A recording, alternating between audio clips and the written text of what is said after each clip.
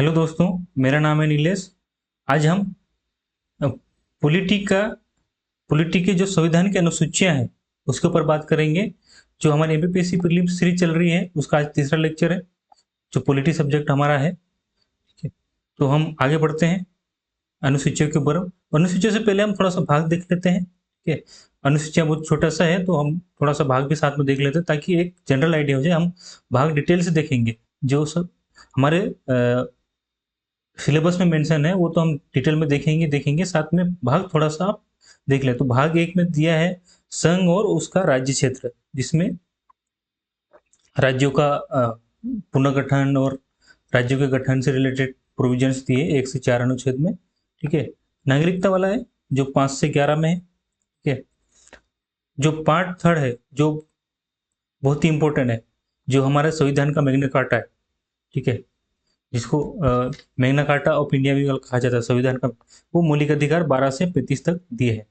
ठीक है, अनुच्छेद 12 से 35 तक दिए हैं। ठीक है, राज्य के नीति निर्देशक तत्व 36 से 51 तक दिए हैं। और भाग ए, ये पार्ट 5 पे मौलिक कर्तव्य, जिसमें 51 के जो 51 ए या क जो हमारा संविधान में जोड़ा गया था जो मौलिक कर्तव्य के टाइम पे। ठीक है, अगला है पार्ट 5 जो बहुत इंपॉर्टेंट है संघ सरकार के बारे में। 52 से 151 तक इसमें कार्यपालिका है, संसद है, राष्ट्रपति की विधायी शक्तियां हैं, संघ की न्यायपालिका है, भारत का नियंत्रक एवं महालेखा परीक्षक, जो कि बहुत इंपॉर्टेंट है। वो केक के ऊपर क्वेश्चन भी एमपीएससी पूछ चुकी है। ठीक है, राष्ट्रपति के ऊपर पूछ चुकी है, नए सुप्रीम कोर्ट के ऊपर पूछ चुकी है। ठीक है, सुप्रीम कोर्ट के ऊपर उसमें पूछा था आपका कोलिजियम के ऊपर, कोलिजियम किस अनुच्छेद के तहत हाई कोर्ट के जजेस का ट्रांसफर करती है। ठीक है, और पार्ट 6 में राज्य सरकार ने दिया है। ठीक है, का इसमें भी कार्यपालिका, राज्य के विधानमंडल, राज्यपाल की विधायी शक्तियां, राज्य राज्य के उच्च न्यायालय, अधीनस्थ न्यायालय, जो ये है बहुत इंपॉर्टेंट है, जो राज्यपाल की पावर्स और राष्ट्रपति की पावर्स। ठीक है, आर्टिकल 123 और 213 ये कई बार एग्जाम्स में पूछे गए हैं और ये बहुत ही इंपॉर्टेंट है। इन्हीं के तहत अध्यादेश जो जारी होते हैं वो इन्हीं के तहत होता है। संघ राज्य क्षेत्र जो पार्ट 8 में दिया है। ठीक है, ये पंचायतें और नगर पालिकाएं, जो पार्ट 9 और पार्ट 9A जो हमारे डायरेक्टली मेंशन है हमारे सिलेबस में, एमपीपीएससी प्री के सिलेबस में, तो ध्यान रखिए।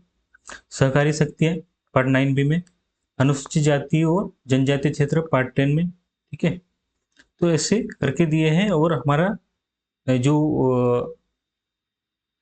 एक और पार्ट दिया है हमारा, निर्वाचन तो नहीं दिया अभी। ठीक है, पार्ट 15 में निर्वाचन दिया है। ठीक है, हाँ, पार्ट 18 इसी को मैं ढूंढ रहा था, पार्ट 18 का ये आपात उपबंध दिए। ठीक है, और पार्ट 20 में संविधान का संशोधन 368, ये हमारे डायरेक्टली कोई उसमें सिलेबस में मेंशन है। ठीक है, तो आगे बढ़ते हैं हम। संविधान की अनुसूचियां, इसके ऊपर क्वेश्चन आ चुके हैं प्रीवियस ईयर में और आने की संभावना और भी है। तो आप ध्यान रखिए, अनुसूची कौन सी अनुसूची में कौन से विषय है। ठीक है, इसको शॉर्टकट याद रखने का तरीका भी मैं बताऊंगा, और उससे रिलेटेड आर्टिकल कौन से। ठीक है, ये पूछा जाता है लेकिन कम, लेकिन सबसे ज्यादा अनुसूची और उससे विषय के, किस विषय के बारे में अनुसूची है। ठीक है, तो हम देखते हैं प्रथम अनुसूची, जिसमें राज्यों के नाम एवं उनके न्यायिक क्षेत्र। ठीक है, संघ राज्य क्षेत्र के नाम और उनकी सीमाएं। ठीक है, राज्यों के नाम दिए हैं इसमें। ठीक है, अब ये याद रख लीजिए कि राज्यों के नाम यह दिया है। ठीक है, राज्यों के नाम दिए हैं। ठीक है, आप याद रखिए, यूटीज और स्टेट्स के नाम दिए, आर्टिकल 1 से 4 तक दिए। ठीक है, इसमें संबंध अनुच्छेद। ठीक है, पहले आप विषय याद करिएगा, एक एक बार देखिएगा, उसके बाद संबंध आर्टिकल आप बाद में हम पढ़ेंगे तब और भी ये क्लियर हो जाएंगे। सेकंड अनुसूची में भत्ते, विशेषाधिकार और उससे संबंधित प्रावधान दिए। भारत के राष्ट्रपति के, राज्यों के राज्यपाल के, लोकसभा के अध्यक्ष एवं उपाध्यक्ष, ठीक है, राज्यसभा के सभापति और उपसभापति, राज्य की विधानसभा के अध्यक्ष और उपाध्यक्ष, ठीक है।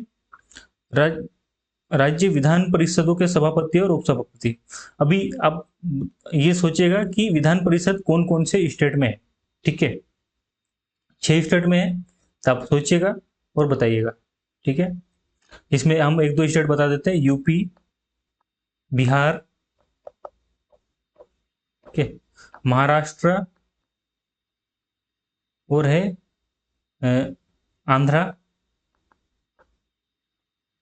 या कर्नाटका में। तो ये 6 स्टेट है। मैं स्टेट 3 स्टेट तो मेरे को याद आ गए, बाकी स्टेट देखना पड़ेगा कौन कौन से में है, ठीक है। सर्वोच्च न्यायालय के न्यायाधीश, ठीक है, उच्च न्यायालय के न्यायाधीश, भारत के नियंत्रक एवं महालेखा परीक्षक। तीसरी अनुसूची जिसमें विभिन्न उम्मीदवारों द्वारा शपथ ली जाने वाली, ठीक है। सेकंड में कौन सा दिए, भत्ते। फर्स्ट में क्या, राज्य और यूटीज के नाम, ठीक है। ये याद रखिए, उसके बाद तो ये तो आपको याद हो जाएंगे पढ़े धीरे धीरे। तो तीसरी अनुसूची जिसमें शपथ दी है, ठीक है।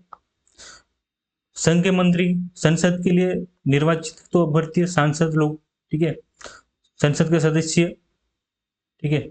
सर्वोच्च न्यायालय के न्यायाधीश, भारत के नियंत्रक एवं महालेखा परीक्षक जो के, राज्य मंत्री, राज्य विधानमंडल के निर्वाचन के लिए अभ्यर्थी, राज्य विधानमंडल के सदस्य, उच्च न्यायालय के न्यायालयों के न्यायाधीश, ठीक है, इनमें शपथ दी है।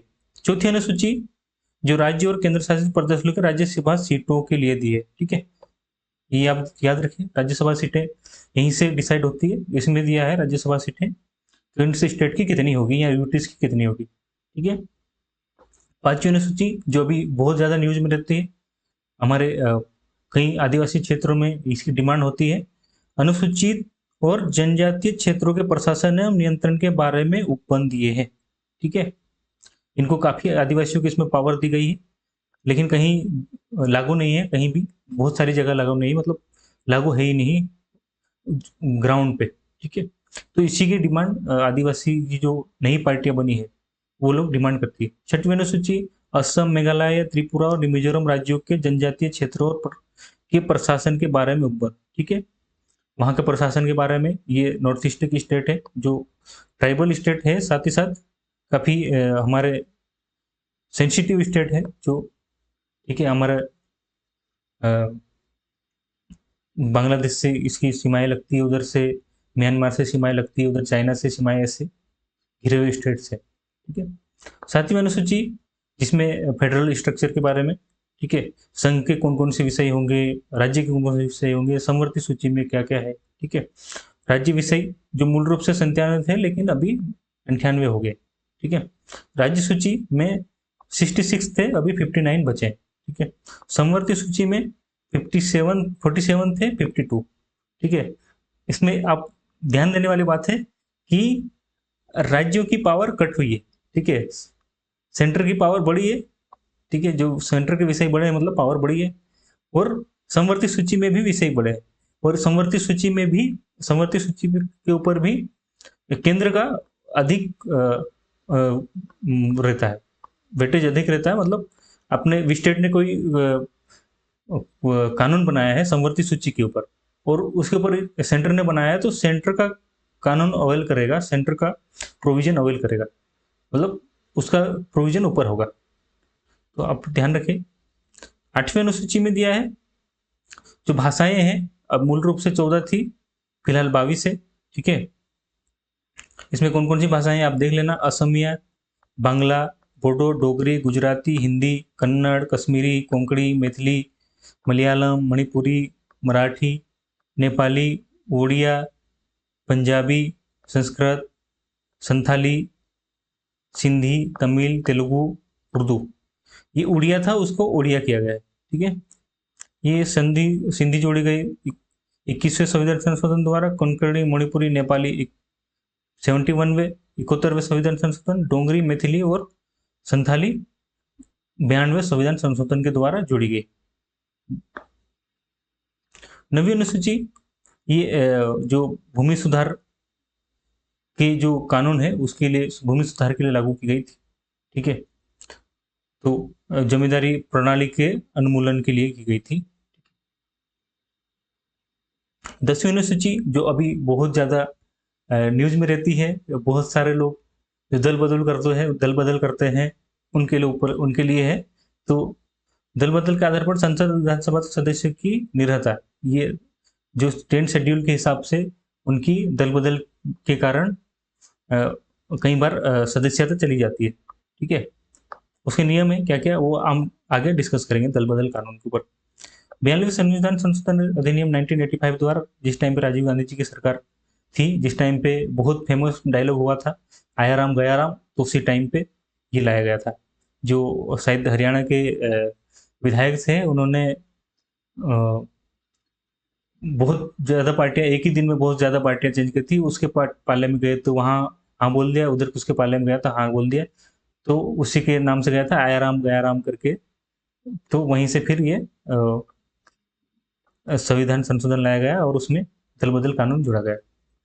11वीं अनुसूची में पंचायत की शक्तियां, प्राधिकार, जिम्मेदारियां, ठीक है, इसको 73 संशोधन संविधान संशोधन द्वारा किया गया था। ठीक है, 12वीं अनुसूची 74वां संविधान संशोधन 1992 द्वारा नगर पालिका की शक्तियां, प्राधिकार और जिम्मेदारियां। ठीक है, तो आज ये छोटा सा मैं टॉपिक लेकर आया ताकि आप इसका इम्पोर्टेंस समझे कि अनुसूचियां कितनी इम्पोर्टेंस है। ठीक है, तो आप कल तक इसे याद कर लेना, आप एक दो बार देखोगे याद हो जाएगा, आप लिखिए एक बार फिर याद करिए, हो जाएगा। तो अगला हम देखेंगे कल से मौलिक अधिकार। मौलिक अधिकार का मैं 3 से 4 पार्ट में अलग अलग छोटे छोटे वीडियो करके बनाऊंगा। तो कल से देखते हैं हम मौलिक अधिकार।